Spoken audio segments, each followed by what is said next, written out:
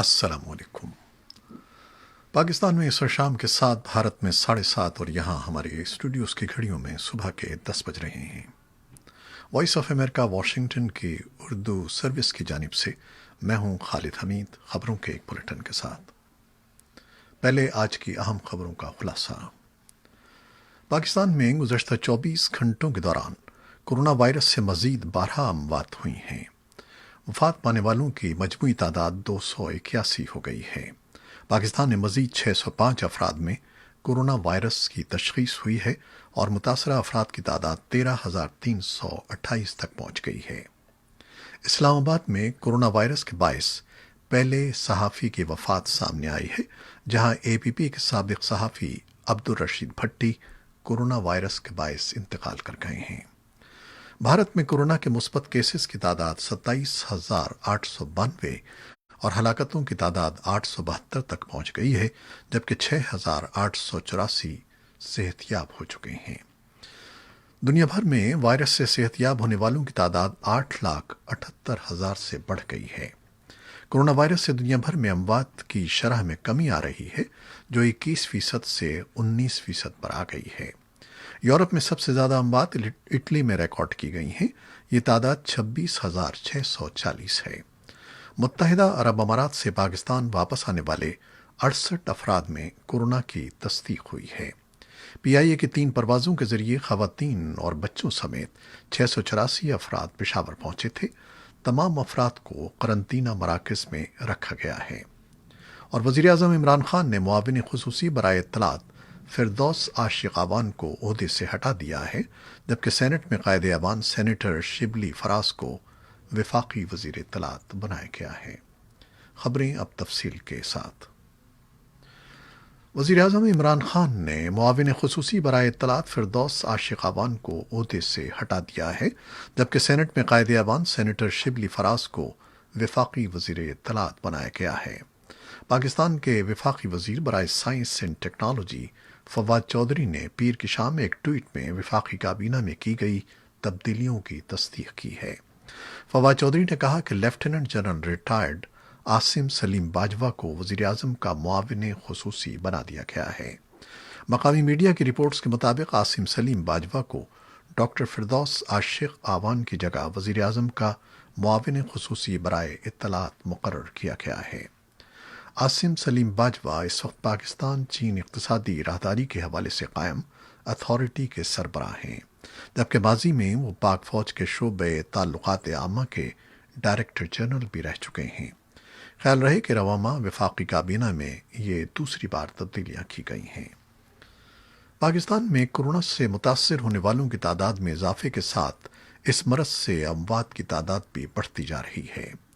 کچھ لوگ متاثرین کی تعداد بڑھنے کا سبب یہ بتاتے ہیں کہ اب مرض کی بہتر ٹیسٹنگ ہو رہی ہے اور وہ مریض بھی سامنے آ رہے ہیں جو اب تک ظاہر نہیں ہوئے تھے۔ تاہم مبصرین کا کہنا ہے کہ اس اضافے کا سبب رمضان کی خریداری کی گہمہ گہمی ہے، جس کے دوران سماجی فاصلے کا خیال نہیں رکھا جا رہا۔ دوسرے گلیوں محلوں کی مساجد میں ہونے والے رمضان کے اجتماعات ہیں، اور اس بارے میں حکومت اور علماء کے درمیان جو معاہدہ طے پایا تھا اس پر درست طریقے سے عمل درآمد نہیں ہو رہا ہے۔ اس حوالے سے صدر مملکت نے بھی اپنے رد عمل کا اظہار کیا ہے، جن کا یہ معاہدہ کروانے میں اہم کردار تھا۔ دوسری جانب علماء کا موقف ہے کہ معاہدے پر سختی سے عمل کیا جا رہا ہے۔ پاکستان میں کورونا کے وبا کے باعث مریضوں کی تعداد میں اضافہ ہوتا جا رہا ہے۔ اس مرض نے ہر شعبے زندگی کو متاثر کیا ہے اور صحافی بھی اس سے محفوظ نہیں ہیں۔ کورونا اب تک کئی میڈیا ہاؤسز کے صحافیوں کو متاثر کر چکا ہے۔ اسلام آباد میں کورونا وائرس کے باعث پہلے صحافی کی وفات ہوئی ہے، جہاں اے پی پی کے سابق صحافی عبدالرشید بھٹی کورونا وائرس کے باعث انتقال کر گئے ہیں۔ اس کے ساتھ اسلام آباد اے آر وائی نیوز کے بیورو آفس میں 8 افراد میں کورونا وائرس کی تصدیق کے بعد بیورو آفس کو بند کر دیا گیا ہے۔ اسلام آباد میں اے آر وائی کے دفتر میں بھی بعض افراد کو علامات نظر آنے پر ٹیسٹ کروائے گئے تھے۔ اب تک 20 افراد کے ٹیسٹ کروائے گئے ہیں، جن میں سے 8 افراد کے ٹیسٹ میں کورونا کی تشخیص ہوئی ہے۔ صرف اسلام آباد ہی نہیں، لاہور، کراچی، پشاور اور کئی علاقوں میں کئی صحافیوں میں कोरोना वायरस पाया जाना रिपोर्ट किया जा चुका है। कराची में जियो न्यूज़ में एक टेक्नीशियन में कोरोना मुस्बत आने के बाद स्टाफ को महदूद किया गया है और हर फ्लोर के स्टाफ को दूसरे किसी फ्लोर पर जाने से सख्ती से मना कर दिया गया है। पेशावर हाई कोर्ट ने कबायली ज़िले जनूबी वज़ीरिस्तान में इंतज़ामिया की जानिब से नाफिज करदा राहदारी निज़ाम को गैर कानूनी करार दे दिया है। जनूबी वज़ीरिस्तान से ताल्लुक़ रखने वाले वकील सज्जाद अहमद महसूद ने आइन के आर्टिकल 15 के तहत इंतज़ामिया के इस फैसले के खिलाफ पेशावर हाई कोर्ट में दरख्वास्त दायर की थी। पेशावर हाई कोर्ट के जस्टिस इकरामुल्लाह खान और जस्टिस एजाज अनवर पर मुश्तमिल 2 रुकनी बेंच ने आइनी दरख्वास्त पर दलाइल मुकम्मल होने पर फैसला सुनाया, जिसके तहत इंतज़ामिया के इस इक़दाम को गैर आइनी करार दिया गया। फैसले में करार दिया गया कि मुल्क में कहीं भी सफ़र के लिए इजाज़तनामे की ज़रूरत नहीं है। सज्जाद अहमद महसूद ने वॉइस ऑफ अमेरिका को बताया कि सन 2019 के अवाइल में जनूबी वज़ीरिस्तान की इंतज़ामिया ने राहदारी सर्टिफिकेट को लाजमी करार दिया था। इस राहदारी यानी इजाज़तनामे के हुसूल के लिए जनूबी वज़ीरिस्तान के वाना और टांग के कैंप ऑफिस में खुसूसी डेस्क कायम करके एहलकार तैनात किए गए थे। सज्जाद अहमद का कहना था कि ये राहदारी सर्टिफिकेट बनवाना न सिर्फ दीगर अजला बल्कि जनूबी वज़ीरिस्तान के मकामी बाशिंदों के लिए भी लाजमी करार दिया गया है। पाकिस्तान की हुकूमत की इक़्तिसादी राब्ता कमेटी ने ऐलान किया है कि वो तिजारती और सनती सारिफीन के बिजली के बिल अदा करेगी। हुकूमत ने 50 अरब रुपए से ज़्यादा की रकम की मंजूरी दी है, जो छोटे और दरमियाने दर्जे के तिजारती इदारों को बिलों की पेशगी अदायगी के जरिए रकूम की बिलावास्ता फराहमी करेगी। स्कीम के तहत तिजारती सारिफीन अगले 3 महीने तक 1 लाख रुपए तक और सनती सारिफीन 4.5 लाख रुपए तक इमदादी रकम हासिल करेंगे। मुख्तलिफ मुल्कों में कोरोना लॉकडाउन की वजह से फंसे पाकिस्तानियों को वतन वापस लाने के लिए PIA की खुसूसी परवाजें जारी हैं और 28 अप्रैल तक 121 परवाजों के जरिए 11,000 के लगभग ओवरसीज पाकिस्तानियों को वापस लाया जाएगा, जबकि मुल्क में मौजूद उन पाकिस्तानियों को वापस पहुंचाने का बंदोबस्त किया जा रहा है जो रोजगार या दीगर वजूहात की बिना पर बैरूनी मुल्कों में रहते हैं लेकिन फ़्लाइट्स बंद होने की वजह से वापस नहीं जा पा रहे। उनकी तादाद तकरीबन 18,000 बताई जाती है।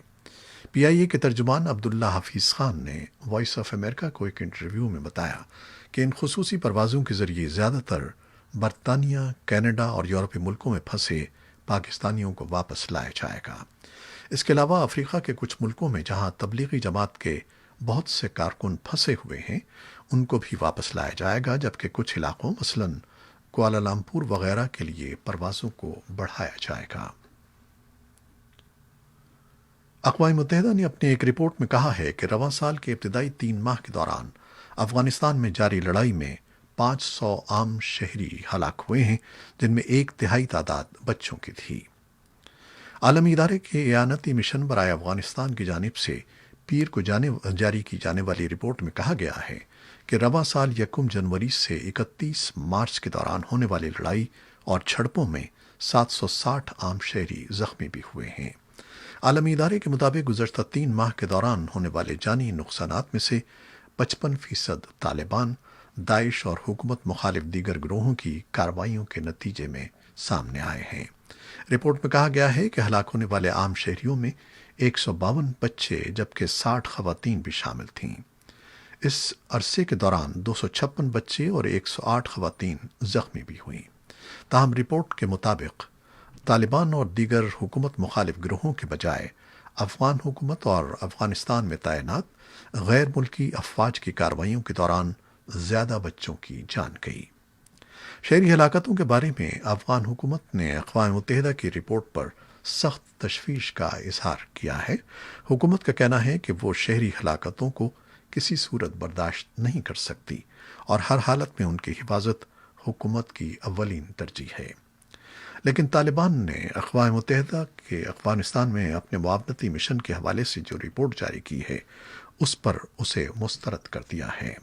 तालिबान के एक बयान में कहा गया है कि वो अक़वाम मुत्तहिदा की इस रिपोर्ट में जारी आदाद शुमार को मुस्तरद करते हैं।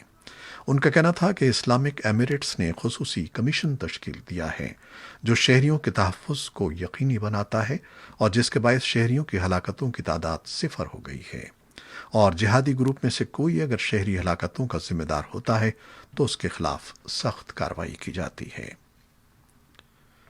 افغان حکومت نے ایک صدارتی فرمان کے تحت 6,124 قیدیوں کو رہا کر دیا ہے، جن میں 455 طالبان قیدی بھی تھے۔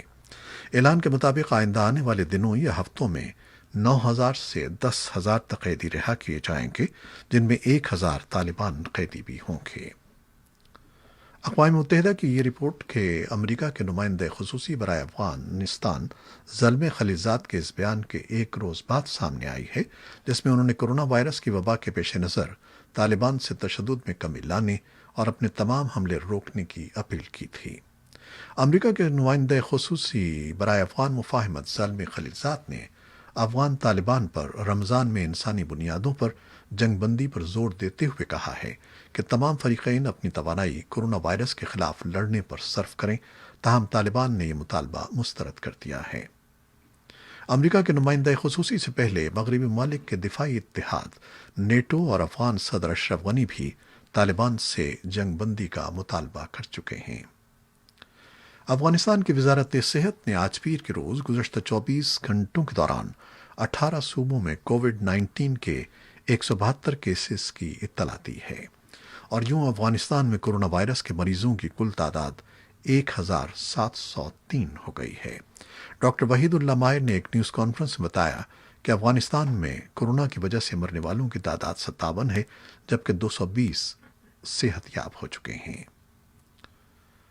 بھارت میں کورونا کے مثبت کیسز کی تعداد 27,892 اور ہلاکتوں کی تعداد 872 تک پہنچ گئی ہے، جبکہ 6,884 صحت یاب ہو چکے ہیں۔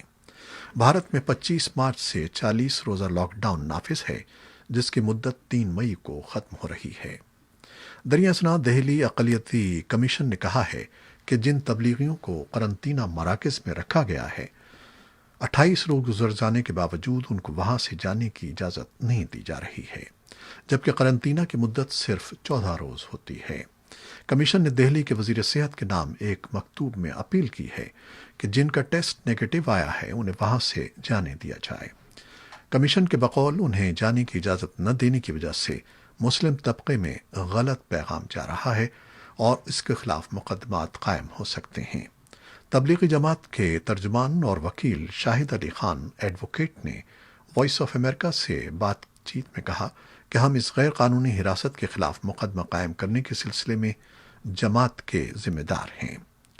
شام میں امریکہ کی قیادت میں اتحاد کی افواج نے ان حراستی مراکز میں ضروری طبی اور حفظان صحت کی اشیاء فراہم کر دی ہیں جہاں داعش کے 1,00,000 قیدی رکھے گئے ہیں۔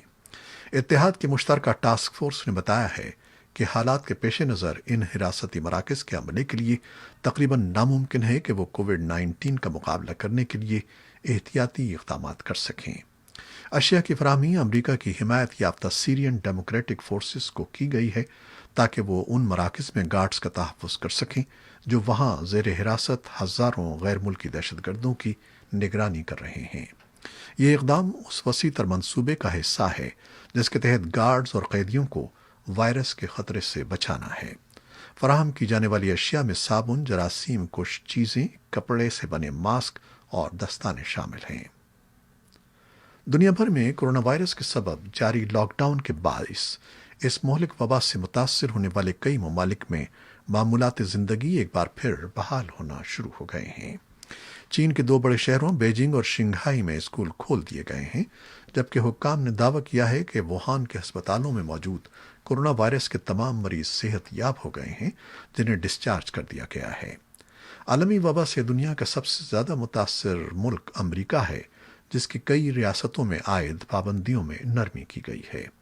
نیو یارک کے گورنر نے بھی اشارہ دیا ہے کہ مئی کے وسط سے نیو یارک کو جزوی طور پر کھول دیا جائے گا۔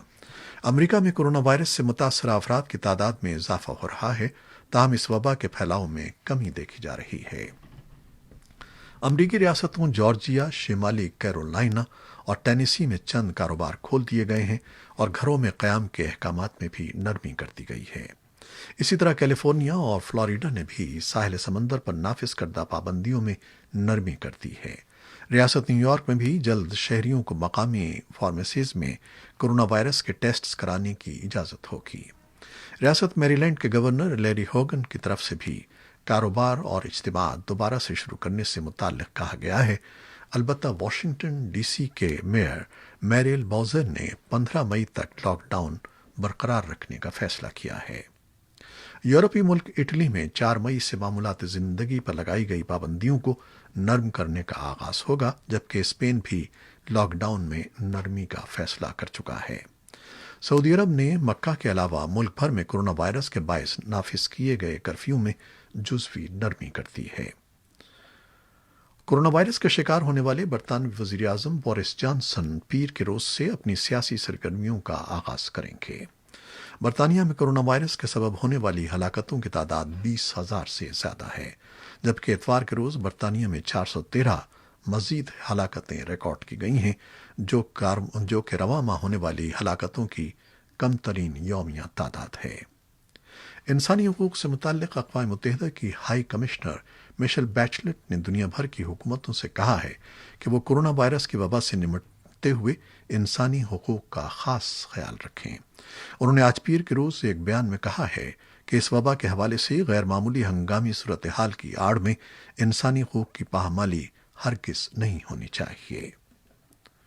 اور شمالی کوریا کے سربراہ کم جونگ ان کی صحت سے متعلق قیاس آرائیاں بدستور جاری ہیں، تاہم جنوبی کوریا کے اعلی افسر کا کہنا ہے کہ کم جونگ ان زندہ ہیں۔ جنوبی کوریا کے صدر مون جے ان کی معاون مشیر برائے قومی سلامتی مون جونگ لی کے مطابق کم جونگ ان زندہ اور تندرست ہیں، جو 13 اپریل سے ملک کے مشرقی علاقے وینسن میں قیام پذیر ہیں۔ اس کے ساتھ ہی ان خبروں کا بلیٹن ختم ہوتا ہے۔ ہمارا یہ بلیٹن ہماری ویب سائٹ پر بھی پوسٹ کر دیا جاتا ہے۔ اس کے علاوہ آپ ویب سائٹ پر اور یوٹیوب پر بھی ہمارا یہ بلیٹن دیکھ سکتے ہیں۔ خالد حمید کو اجازت دیجیے گا۔ اللہ حافظ۔